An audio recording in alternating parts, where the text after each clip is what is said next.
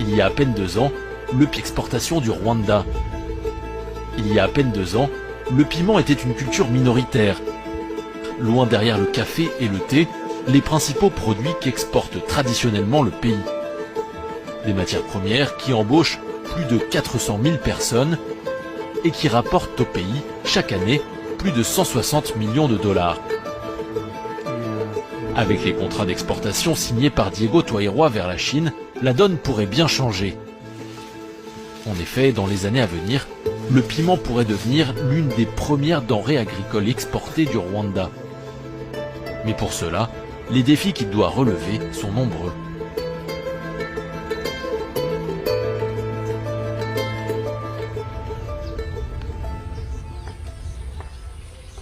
Au nord du Rwanda, à 3 heures de route de Kigali, la région de Rulindo. À perte de vue, les collines verdoyantes qui font la renommée du pays.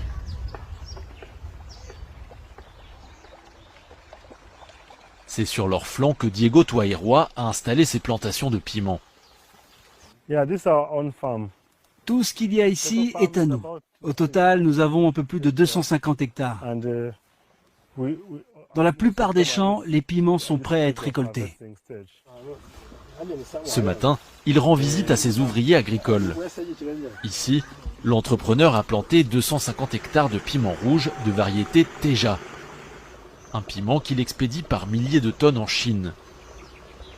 Cette variété, au goût relevé et épicé mais pas trop piquant, a conquis de nombreux consommateurs à travers le monde. La demande, en constante augmentation, a poussé le jeune Rwandais à se lancer il y a 5 ans dans sa culture.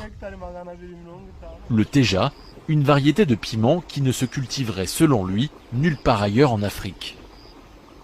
On a fait des études de marché sur cette variété de piment. On a vu qu'elle était particulièrement appréciée en Asie, et pas seulement en Chine. Il y a une demande en Inde, au Pakistan aussi.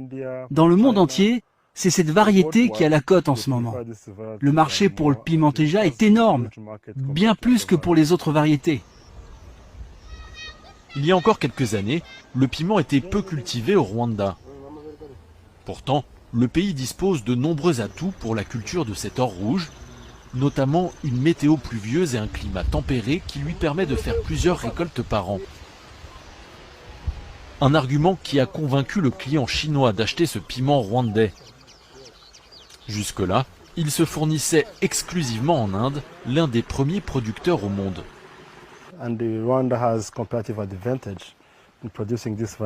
On a des avantages comparatifs par rapport à d'autres pays pour produire cette variété. Le climat du Rwanda nous permet de produire toute l'année. De plus, ce type de culture nécessite énormément de main-d'œuvre et ici, nous avons une main-d'œuvre bon marché. On peut donc rivaliser avec les autres pays producteurs.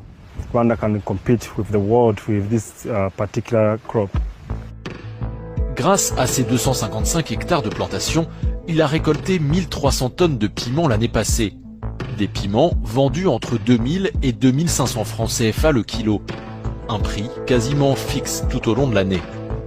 Il n'y a pas de grande variation de prix suivant les saisons. Avant la saison, le prix est fixé avec nos clients. On sait aussi la quantité qu'on va leur vendre. Ça fait que notre business est stable. Grâce à ces prix fixes, on peut facilement faire des projections et des business plans. La quasi-intégralité de sa production est exportée vers la Chine. Au total, il doit fournir à son client chinois entre 10 000 et 50 000 tonnes de piments chaque année pour un montant qui peut aller jusqu'à 100 millions de dollars. Fournir une telle quantité de piments, un défi colossal pour celui qui, il y a quelques années encore, cultivait des tomates et des pastèques sur une petite plantation. Ingénieur agronome formé au Rwanda, Diego Toairua aurait pu, à sa sortie d'école en 2012, travailler pour le gouvernement ou des multinationales de l'agro-industrie. Pourtant, il décide de se lancer à son propre compte, convaincu que l'agriculture est un secteur porteur dans le pays. Grâce à ces prix fixes, on peut facilement faire des projections et des business plans. L'agriculture, c'est peut-être le seul secteur au Rwanda et même en Afrique où n'importe qui peut se lancer. Il suffit d'un peu de capital seulement. Avec très peu de budget, vous pouvez créer votre propre ferme et il y aura toujours un débouché pour vendre vos produits agricoles. Vous pouvez commencer avec moins d'1 hectare. Vous aurez vite un retour sur investissement. D'un petit business démarré avec seulement 3 millions de francs CFA, il parvient à décrocher ce contrat inattendu avec une entreprise chinoise. Dès lors, l'État décide de l'accompagner économiquement dans son aventure, en finançant notamment un système d'irrigation. Le pays veut en faire son champion pour développer la filière piment.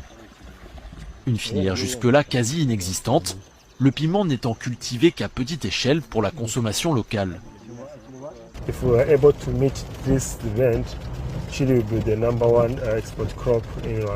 Si on parvient à satisfaire la demande de notre client chinois, le piment deviendra la première culture d'exportation au Rwanda. Ce serait bon pour le pays. On connaît le Rwanda pour son café.